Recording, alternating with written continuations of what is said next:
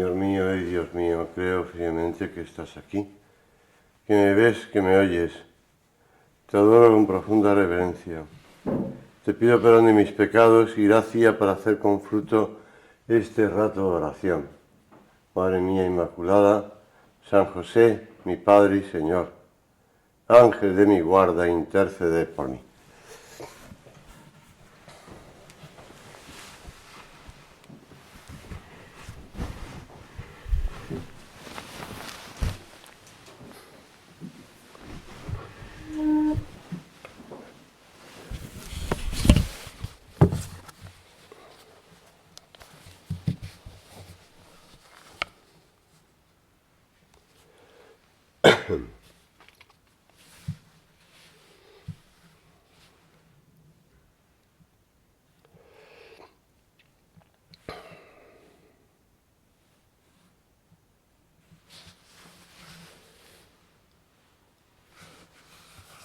En una carta de don Javier, fechada el 1 de enero de 2011, decía: acordémonos del pasaje del Evangelio que narra la intolerancia de algunos apóstoles de Jesús. Aún no había descendido sobre ellos el Espíritu Santo, ante las actuaciones de quienes no se contaban entre el número de discípulos. Maestro, hemos visto a uno que expulsaba demonios en tu nombre y se lo hemos prohibido, porque no viene con nosotros. Jesús contestó: no se lo prohibáis, porque no hay nadie que haga un milagro en mi nombre y pueda a continuación hablar mal de mí. El que no está contra nosotros, con nosotros está. El Evangelio que leemos en la misa de hoy es este. Y me parecía bien empezar con esta introducción de don Javier, que habla de esa intolerancia de algunos apóstoles.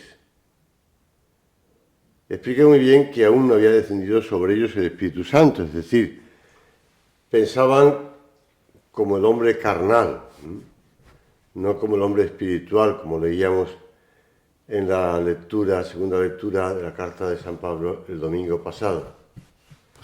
Nuestro padre solía comentar así este pasaje: hijos míos, no pongáis nunca obstáculos al trabajo apostólico de quienes trabajen por Jesucristo. A nosotros no nos molesta nadie. Nos da mucha alegría, decía una meditación San José María, que todos trabajen, que es un mar inmenso el mundo de las almas, que vosotros améis la labor de los demás. Y remarcaba: no nos estorba nadie. La realidad es que la Iglesia es muy grande, el Espíritu Santo sopla donde quiere y como ve conveniente, y por tanto nosotros no podemos quedarnos encerrados en nuestros esquemas. Como dice el Concilio Vaticano II, muchas son las formas de apostolado con que los seglares edifican a la Iglesia y santifican al mundo, animándolo en Cristo. Muchas son las formas de apostolado. Bueno, y lo vamos viendo que cada día, por decirlo así, surgen nuevas formas de apostolado, aunque no tengan una estructura jurídica en la Iglesia. También el Opus Dei empezó sin tener una estructura jurídica en la Iglesia. La única condición es estar con Cristo, con su Iglesia, enseñar su doctrina, amarle con obras. Y si comprobamos que eso ocurre, pues oye, bendito sea Dios y bienvenidos seamos o sean para trabajar por el Señor. El espíritu cristiano ha de llevarnos a fomentar esa actitud abierta ante formas apostólicas diversas que a lo mejor pues no encajan con nuestro modo de ser o no encajan con nuestro modo de actuar, de vivir, o de pensar. Comprenderlas, aunque sean muy distintas de nuestro modo de ser, alegrarnos, sinceramente, de su existencia, entre otras razones por lo que decía antes, ¿no? Porque la viña es inmensa y los obreros son pocos. Y cuanta más gente, bendito sea, pues bienvenidos sean. Alégrate si ves que otros trabajan en buenos apostolados. Y añadía nuestro Padre, y pide para ellos la gracia de Dios abundante y correspondencia a esa gracia. Después, tú a tu camino. Persuádete de que no tienes otro.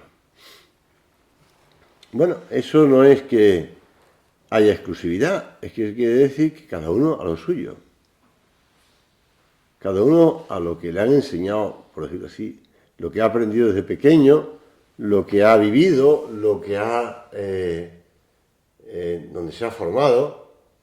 Pero bueno, que después aparecen otras personas, es una cosa que hablando con los padres del colegio de primera comunión, entre otras gente, más gente, pero me circunscribo a los de primera comunión, que son bastantes, ¿no? Y todos los años.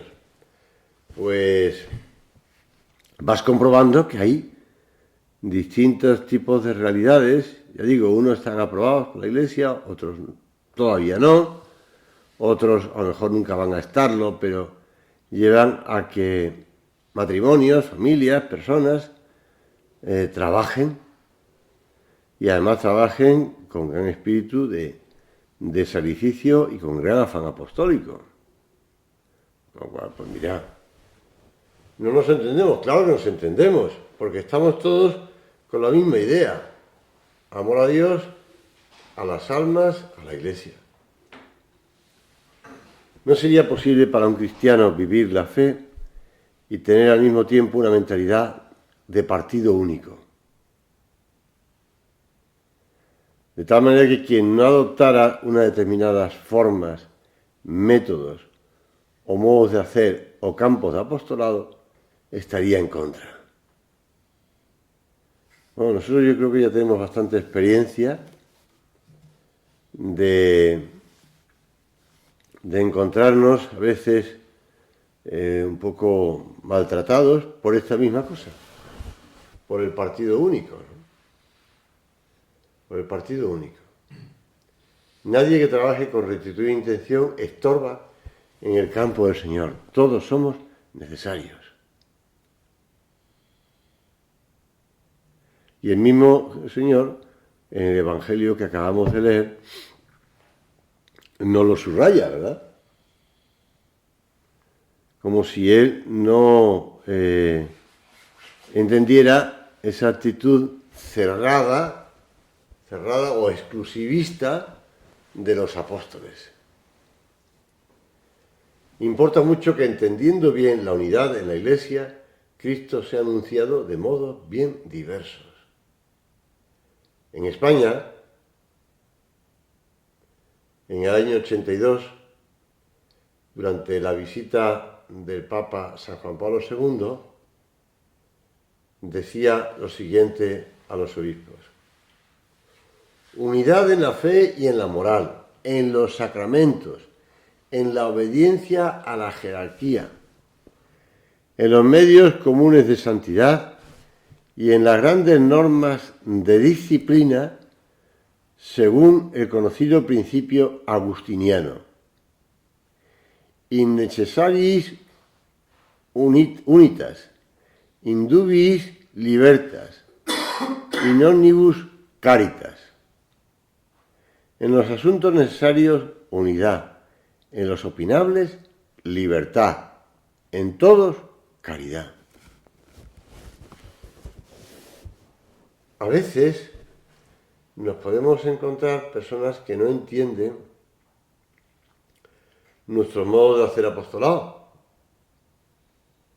y podemos sentir una cierta incomprensión. No me refiero solamente a laicos, también me refiero al mundo clerical, que no entienden por qué pues hacemos las cosas así, por qué hacemos las cosas así, porque deberíamos, ya cuando alguien dice, es que vosotros deberíais, bueno, pues nosotros no podemos hacer lo mismo. No podemos pensar que la gente que hace las cosas de otro modo, pues deberían cambiar. Deberían cambiar. Y si a ellos lo que les va, bueno, entre comillas, ¿no?, es hacer las cosas de este modo, pues dejarlos.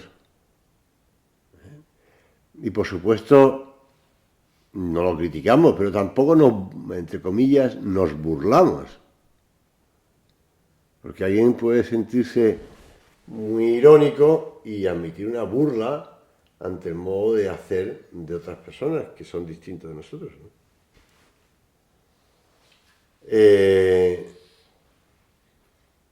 Siempre hay que pensar, es que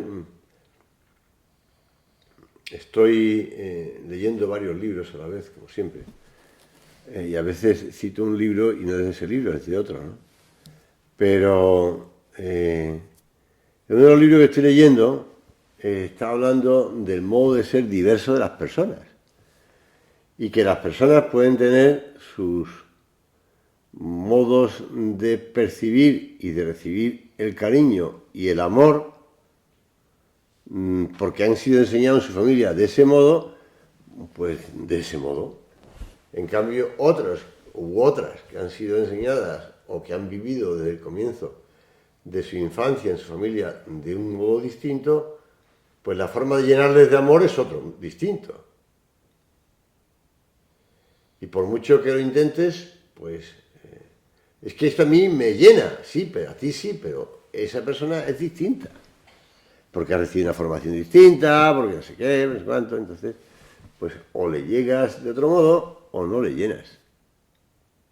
Bueno, pues esto también se puede aplicar a la hora de ver el modo de hacer apostolado. Es que yo me he criado en este ambiente, o yo he aprendido de pequeño esto o lo otro, pues eso influye, claro que influye, pero no lleva consigo la uniformidad.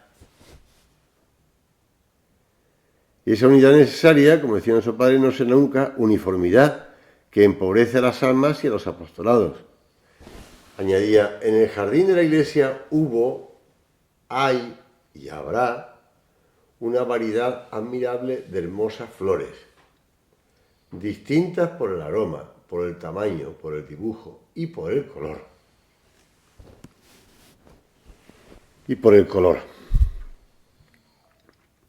En una época me dio por leer unos libros. Después también, todo fue porque, yo creo que fue porque empecé a leer la vida de Jesucristo de este periodista, sacerdote periodista, Martín Descalzo, Luis Martín Descalzo, que era un tomo gordo, lo leí perfectamente, me acuerdo dónde vivía y la casa donde vivía, y después me dio por leer unos libritos suyos, que razones para la fe, razones para la esperanza, razones para la caridad, tal. Y de ahí salían muchas anécdotas, porque este hombre contaba muchas anécdotas, como había estado trabajando, y era periodista y trabajaba en el mundo de la prensa, de la televisión, pues era un hombre muy anecdótico, ¿no? Y en una ocasión contaba lo siguiente: leyendo un discurso del Papa me ha encantado ver que al hablar de Santa Catalina de Siena la llama aquella estupenda muchacha y no aquella dignísima santa. Y doy gracias a Juan XXIII que empezó a llamar a las cosas por su nombre. Aquí el día inolvidable en el que se atrevió a llamar esta poltrona a la solemne silla gestatoria. Todo esto es una introducción, es decir, de cómo los tiempos han cambiado y de cómo los papas pues han ido cambiando también el modo de hablar. Y dice él: recuerdo mis años de seminarista en Roma, cuando aún, Martín Descalzo ya falleció, ¿no? Cuando aún jugábamos al balón con la sotana atada y arremangada a la cintura. Un día jugábamos, los del colegio español, como sabéis, son la gran mayoría de seminaristas o sacerdotes que estudiaban en Roma, españoles, pues jugaban un partido contra los del escolasticazo de los carmelitas, es decir, del estocalizado, bueno, donde estudiaban los carmelitas. Y ellos gritaban con toda la seriedad del mundo: chute vuestra reverencia, centre vuestra caridad. Yo, que jugaba de defensa, fallé aquel día más que nunca, porque ¿cómo entrarle duro a vuestra reverencia o ponerle un plantillazo a vuestra caridad? Nos ganaron, claro. A lo mejor viene entonces mi rabia a ese enrevesado lenguaje clerical que unta de mantequilla todas las palabras. Me acordaba de esto, pues por eso, ¿no? Porque cada uno es como es. Bueno, y los tiempos también cambian, y las circunstancias cambian, y los modos de hacer cambian. Y evidentemente ahora ya no se juega al fútbol con sotana, ni se le llama al otro que está contigo estudiando en el convento de los carmelitas o en el colegio español de ese modo tan súper repipi, ¿no? Más que delicado es repipi. Pero bueno, era un modo de decir entonces. Bueno, nosotros, al esforzarnos en una tarea apostólica, hemos de evitar la tentación de entretenerse inútilmente en evaluar las iniciativas apostólicas de los demás. Que la gente hace esto así, que los otros lo hacen de otro modo, que hay modos de, bueno, por ejemplo, la palabra o las palabras para nombrar los, como se llamaba desde el principio o antes, o por parte de un grupo de religiosos, los ejercicios espirituales, pues se le cambia el nombre por curso de retiro y ya está. Que no lo entienden, pues les explica, no, es un curso de retiro, ejercicios espirituales, vale, ya está. Pues no pasa nada. Pero tú le llamas como quieras, ni te circunscribes al modo de hacer. Cuando San José María predicaba los primeros ejercicios espirituales, o después llamados cursos de retiro, pues decían que predicaba unos ejercicios de vida y no de muerte, porque no estaba hablando o recalcando mucho pues las postrimerías, ¿no? Es decir, las verdades eternas de la muerte, infierno, purgatorio, cielo. Después, con el paso del tiempo, ya curso de retiro espirituales o como quiera llamarle, en muchos casos no se habla de ello. Por eso, más que estar pendiente de la actuación de otros, debemos, pues de verdad, ¿no?, sondear nuestro corazón y ver si ponemos todo el empeño, si procuramos hacer rendir los talentos que hemos recibido de Dios en favor de las almas. San José María en Surco escribe: tú a tu camino, persuádete de que no tienes otro. Y añade: la maravilla de la Pentecostés es la consagración de todos los caminos. Nunca puede entenderse como monopolio ni como estimación de uno solo en detrimento de otros. Pentecostés es indefinida variedad de lengua, de métodos, de formas de encuentro con Dios, no uniformidad violenta. De ahí nuestra alegría, ¿no?, y nuestro gozo al ver que muchos trabajan con esfuerzo, con ahínco, con espíritu de sacrificio, por dar a conocer el reino de Dios en formas de apostolado a las que el Señor no nos llama a nosotros. Señor, tú has predicado una doctrina. Y esa doctrina y esa vida debe llegar a todas las gentes y muchos lugares que fueron cristianos necesitan ahora ser nuevamente evangelizados de nuevo. Y la misión de la Iglesia Universal se dirige a personas diversas, en lugares diversos, de toda condición, de cultura, de forma de ser diferentes, de edades bien dispares. Y desde el comienzo de la Iglesia, la fe ha ido calando en jóvenes, en ancianos, en gente pudiente, en esclavos, en cultos e incultos. Y los apóstoles y quienes le sucedieron mantuvieron esa firme unidad en lo necesario. Es bonito ver cómo San Irineo de Lyon, que no era de la Galia, aunque sí era obispo de Lyon,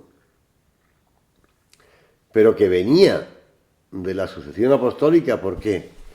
Porque él había sido criado, por decirlo así, de los discípulos, o criado, o alimentado, no entender en el sentido de criado de trabajador, sino en el sentido de alimentado. Había sido criado por los sucesores de los apóstoles, es decir, por los padres apostólicos, así llamados, pues San Ignacio de Antioquía, pues él en cierto momento vuelve otra vez a Asia Menor para entrar en contacto otra vez con los padres apostólicos y con los sucesores de los padres apostólicos para predicar el Evangelio de Cristo. No vaya a ser que estemos dando la vida, decía él, por un Evangelio que no es el de Cristo. Y vuelve a comprobarlo. Y una vez que lo comprueba, vuelve a la Galia y le dice a los cristianos de la Galia: señores, este es el Evangelio. Si hay que dar la vida por esto, se da la vida. Pero este es el Evangelio de Cristo. Bueno, pues fenomenal. Claro, los modos de evangelizar fueron muy diversos. Unos pues se dedicaban a escribir más en defensa del cristianismo, estoy pensando en San Justino, otros predicaron por las plazas y la mayoría pues iba realizando un apostolado diverso. Uno pues era un gran dramaturgo y hacía muchos milagros, en cambio otro no le gustaba milagros, en cambio vivía una pobreza y una austeridad y un modo de apartamiento del mundo, pues se apartaba del mundo y era un ermitaño, eremita, o era... En cambio, pues en momentos surgen actitudes... es que en el París del siglo XII y comienzo del XIII, pues empiezan las peleas contra los mendicantes, así llamados. ¿Por qué? Pues porque los obispos, entre comillas, y los sacerdotes seculares, es decir, no religiosos, están enfadados pues porque la empiezan a dar clase los dominicos y los franciscanos y empiezan a haber gente buena, con nivel, de hecho un San Alberto Magno, un San Tomás de Aquino, un San Buenaventura, y empiezan a predicar muy bien y los otros empiezan a encontrarse que están un poco arrinconados. Y entonces empiezan a criticar a los mendicantes. Y el modo de ir, la pobreza, los harapos que llevan vestidos esta gente y tal. Bueno, pues gracias a los mendicantes la Iglesia vuelve a resurgir. Todos los bautizados tenían en común la caridad, la unidad de doctrina, los sacramentos, la obediencia a los legítimos pastores. Y en todos podemos sembrar la doctrina de Cristo, separando con delicadeza los espinos que harían infructuosa la semilla. No, decía San José María, excluimos a nadie. No apartamos ningún alma de nuestro amor a Jesucristo. Por eso, aconsejo, habéis de cultivar una amistad firme, leal, sincera, es decir, cristiana, con todos vuestros compañeros de profesión, más aún con todos los hombres, cualesquiera que sean sus circunstancias personales. El cristiano es por vocación un hombre abierto a los demás, con capacidad de entenderse con personas bien diferentes por su cultura, por su edad, por su carácter. Ayer estaba con con Santiago Mata, y yo pensé que la chica con la que yo venía viendo todos los martes cuando voy por allí por la tarde era una cubana que me había hablado él de ella, ¿no? No me cuadraba lo que me decía, porque tampoco es que me parara a hablar con la señora, ¿no? Pero bueno, pues pero me parecía que no era una cubana muy fuerte, ¿no? Como decía él. Entonces, cuando vino un momento ella, pues dije, bueno, porque he conocido el otro día una cubana o tal, y me dijo, no, esta no es cubana, esta es ucraniana, la cubana es la de la mañana. Y dije, vale, ya decía yo que no me cuadraba. Y entonces, claro, hablé con Santi de Ucrania y me dijo, pues no está tan... Dice que las noticias que llegan aquí no son tanto como lo que piensan ellos allí. Dije, bueno, pues cada uno ve las cosas en su situación. Señor, el trato contigo en la oración nos tiene que llevar y nos lleva a tener un corazón grande. Pero claro, si no hay trato contigo, si no hay oración, pues el corazón no estará grande. Y no cabrán gentes próximas y alejadas, ¿no? Sin mentalidades estrechas y cortas. El trato contigo nos llevará pues a querer y amar la diversidad de las formas distintas a como son. Y si vemos como riqueza de la Iglesia que realmente sean diferentes a nosotros en sus gustos, en modos de ser o de pensar. Y no nos molesta que haya vocaciones en distintos carismas y distintos modos en la Iglesia. Ni pensamos que se ha perdido una persona pues porque ha seguido ese camino o aquel otro. Ni pensamos que, bueno, que cómo es que va a pasar esto o va a pasar lo otro, al contrario. La Iglesia se asemeja a un cuerpo humano que está compuesto por miembros bien diferenciados y bien unidos a la vez. Y la diversidad, lejos de quebrantar su unidad, representa una condición fundamental, porque no todo es cabeza, ni todo es brazo, ni todo tiene que ser, pues, pie. Y así como hay médicos de cabeza, de pies, de brazos y de corazón, pues tiene que haber personas con carismas distintos, como de vivir el misma espiritual. En cierta ocasión, en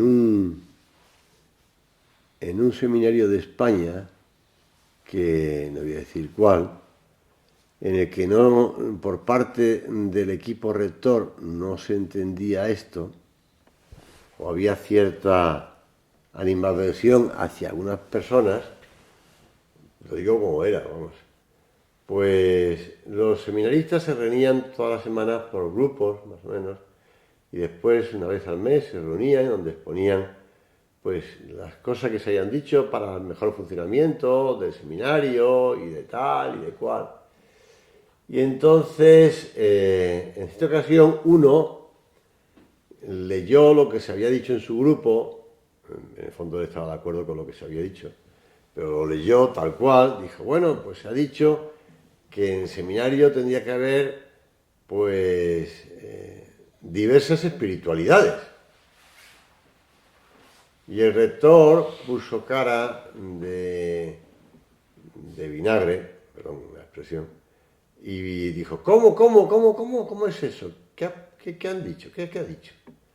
Y entonces ya intervino un tercero que dijo, bueno, claro, la espiritualidad del Padre, o la del Hijo, o la del Espíritu Santo.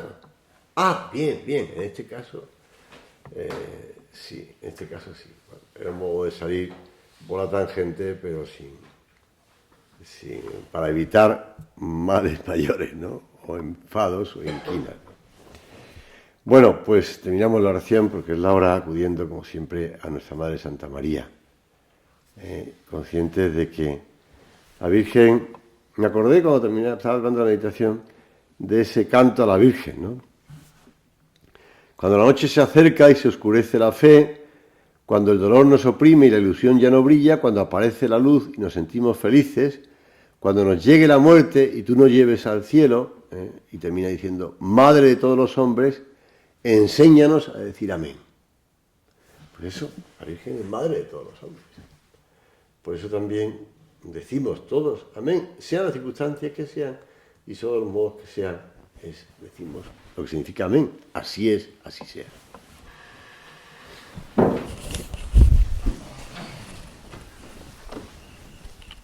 Doy gracias, Dios mío, por los buenos propósitos, afectos e inspiraciones que me has comunicado en esta meditación. Te pido ayuda para ponerlos por obra. Madre mía Inmaculada, San José, mi Padre y Señor, Ángel de mi guarda, interceded por mí.